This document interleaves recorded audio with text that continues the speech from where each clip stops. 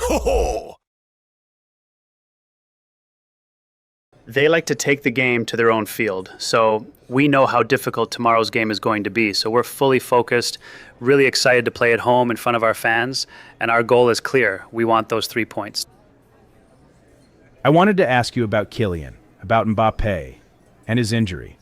Do you have everything clear regarding his situation? Do you think the fact that he's been going in and out of games may have affected him? And is there now a clear roadmap for him to return in about 3 weeks? Yeah, we're very clear about it. Like I said the other day, we know exactly what's going on, what he's been dealing with, and what we want right now. The priority is for him to fully recover from these discomforts so he can come back at 100% with full confidence and total security. As soon as he feels completely recovered and those minor issues disappear, he'll be back. The Champions League draw took place the other day, and you've been paired again with Manchester City.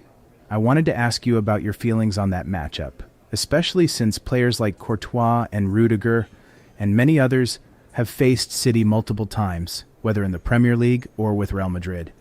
What do you think about this clash?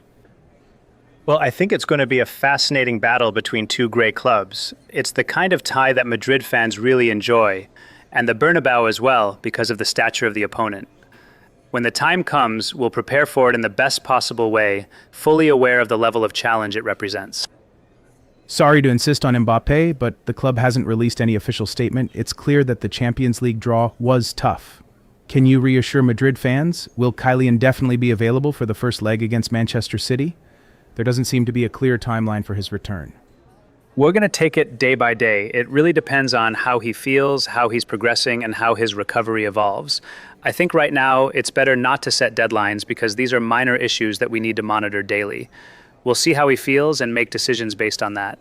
Like I said a few minutes ago, we want him back at 100%, and when that happens, he'll return. I wanted to ask you about Thiago, who's back training with the first team. When you arrived, he went down to Castilla to regain rhythm, and now he's back working with you daily. I know you won't tell us if he'll start, but how close are we to seeing Thiago as a starter? And what does he bring to this team? Thiago is a player who, in a very short time, shows you exactly what he's capable of bringing to any team he plays for. He's extremely dynamic, covers a lot of ground, works incredibly hard, and has great mobility.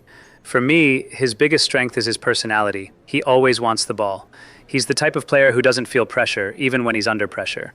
He's already played very important minutes, and I understand why people might be surprised that he debuted in a Champions League knockout tie that wasn't even decided yet. But if he played, it's because I had total confidence in him.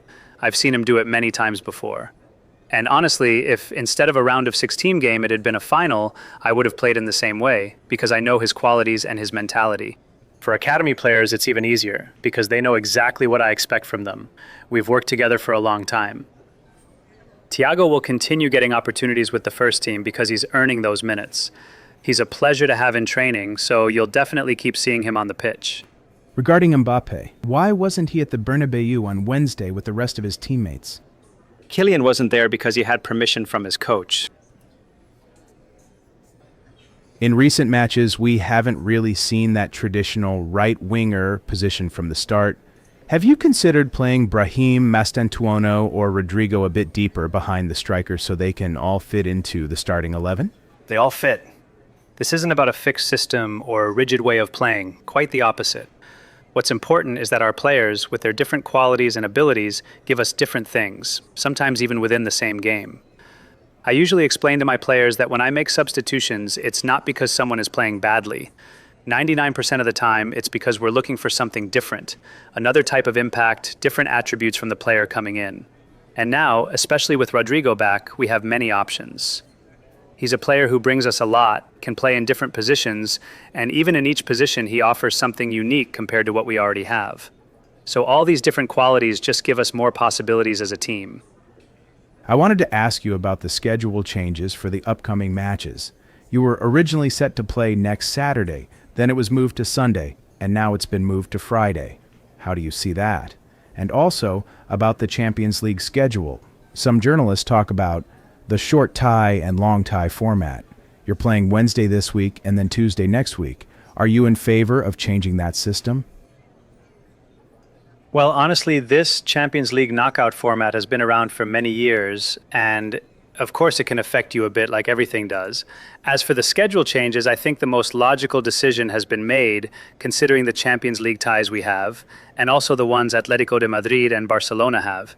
In this case, I think the adjustment made sense. You were just talking about Rodrygo's return. How important can he be for the team at this moment without Kylian? And where do you see him playing best? He's a player who can operate in any attacking position. In your mind, when everyone is available, what is Rodrygo's position? Rodrygo was before his injury, even before my return, and also once I took charge. I think he can be a key, decisive player. He's been proving his quality here at Real Madrid for many years now, and what he brings, whether it's on the right wing, the left wing, or centrally, in all three attacking positions, he gives us something special. He's technically gifted, has great vision, makes smart runs into the box. He's a very complete player, very difficult to defend, strong in one-on-one situations. So he's going to give us a lot of options. Honestly, I was really looking forward to having him back, and hopefully he'll keep adding minutes, which I'm sure he will, and grow more and more in importance within the team. I wanted to ask about the opponent and their coach, Bordalas. What do you think of him? And stylistically, do you feel you have more in common with him or more differences? Well, I think anything I could say about a coach who's been in La Liga for so many years would fall short. Every year, no matter the squad or players he has, he always gets the maximum out of them. His teams are very loyal to his style. Whenever you face a Bordalas team, you know exactly what you're going to encounter. Even if they don't dominate possession, they defend very well. As an away team, I believe they're the side that concedes the fewest shots on target. They can defend deep, but they can also press high. For me, they're very well coached, and that's the best compliment you can give any manager. I'm certainly not the one who needs to introduce Bordalas and all the work he's been doing for years. You've been an international player, a European champion, a World Cup winner with Spain. What is a World Cup year like for a footballer? Is it complicated when it comes to managing workload and effort? Can having a World Cup so close affect how players approach tackles or risks? How would you explain it? I've never understood anything other than giving everything for my club when I was playing for my club, and then giving everything for my country when I was with the national team. I don't understand players who hold back, who avoid tackles, who are afraid of getting injured, or who are thinking about something other than giving their maximum for Real Madrid in this case. That's exactly what I'm seeing from this team, and I'm sure it will continue for the months ahead. The best way to prepare for a World Cup is by performing well for your club, arriving with confidence, playing good football week after week. That daily rhythm is what prepares you best, and that's what I expect from my players. Now that the decisive stretch of the league is approaching, do you watch Barcelona's matches live? For example, did you watch Flick's team yesterday? Or since you depend only on yourselves, do you prefer to focus on other things? Of course, whenever I can, I try to watch as many league matches as possible. It's true there are a lot of games over the weekend, and naturally most of our time is dedicated to our own matches, our analysis, and especially our upcoming opponent, in this case Getafe. That's where most of our focus goes. But whenever I can, I like to watch other teams and keep up with them. I wanted to ask about Vinicius. The other day you said he's in great form. What button did Arbeloa press to see this version of him compared to what we'd seen before? I don't know if I pressed any button. I think the credit belongs to Vinicius Jr. He's a fantastic, extraordinary footballer. If I have any merit, it's giving him confidence, support, and making sure his teammates look for him and find him in situations where he can express his talent. That means putting him in positions where he can take on defenders, dribble, run in behind, face one-on-one situations, like the other day when he had space to attack. He's a decisive and fundamental player for us. As a coach, what I work on is creating as many situations as possible where Vinicius can exploit his strengths. If we do that, we'll play better and be more dangerous. You haven't even been in charge for 50 days yet, and in what would normally be preseason time, you've already managed 11 matches.